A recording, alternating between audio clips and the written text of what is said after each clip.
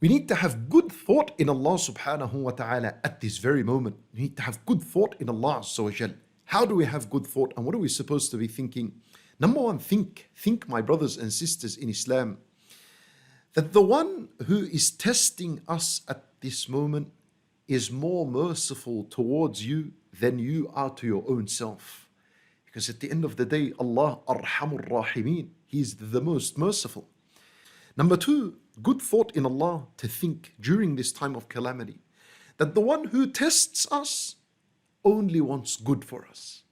Don't think that Allah is testing you because He wants to punish you or He wants to inflict harm upon you. No, never ever think like this of Allah Azza wa Jal. Rather, the one who is testing us, Allah, He wants good for us. Maybe we will experience pain, but this pain is good for us. Allah Azza wa Jal wants good for us. And this is evident in the hadith of Rasulullah sallallahu alayhi wa sallam, in where he says, عَجَبًا لِأَمْرِ الْمُؤْمِنِ, that the affairs of the believer are something amazing and incredible. إِنَّ أَمْرَهُ كُلَّهُ فِي خَيْرٍ, all his matters, the good and the bad, are all good for him. How is that? And Nabi sallallahu alayhi wa sallam says, إِنْ أَصَابَهُ سَرَّ شَكَرٍ, that if good was to happen to him, he thanks Allah. As a result, that's good for him, because when you thank Allah, you're rewarded. وَإِنْ أَصَابَتْهُ ضَرَّ, and if something evil or difficult or bad was to happen to him, صَبَرْ فَكَانَ خَيْرًا لَهُ, he observed patience, he commits to patience, and patience is good for him because it is rewarding.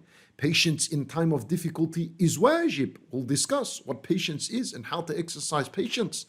But understand these things, that the one who is testing us wants good for us, and ultimately we are the ones that will benefit from this on the day of judgment and in this life.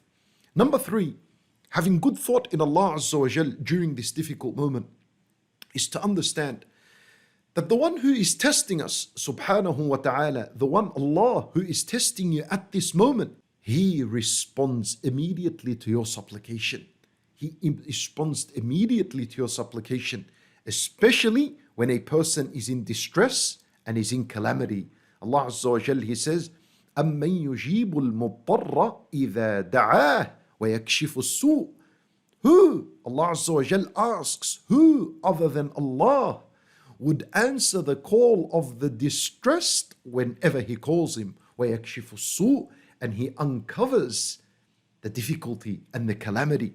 Idhan, Allah subhanahu wa ta'ala wants to hear the dua of the person in distress. This is the best moment to be making dua to Allah Azza wa Jal, when you are tested with extreme difficulty and hardship. This is the moment that Allah Azza wa Jal promises to accept the dua immediately.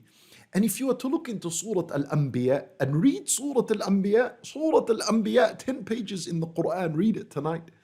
Allah Azza wa Jal mentions in it stories of prophets that were trialed and tested, really severe, difficult trials. And each of them made a dua, and at the end of each of the story of the prophet, Allah Azza wa Jal would say, فَاسْتَجَبْنَا لَهُ فَاسْتَجَبْنَا لَهُ. We immediately answered his dua, immediately according to Allah, not immediately in our time, in the next minute or in the next second. If that's what Allah wants, it happens. Immediately on Allah Azza wa Jal's terms means whenever He decides, whenever He decrees. فَاسْتَجَبْنَا لَهُ, we answered his dua.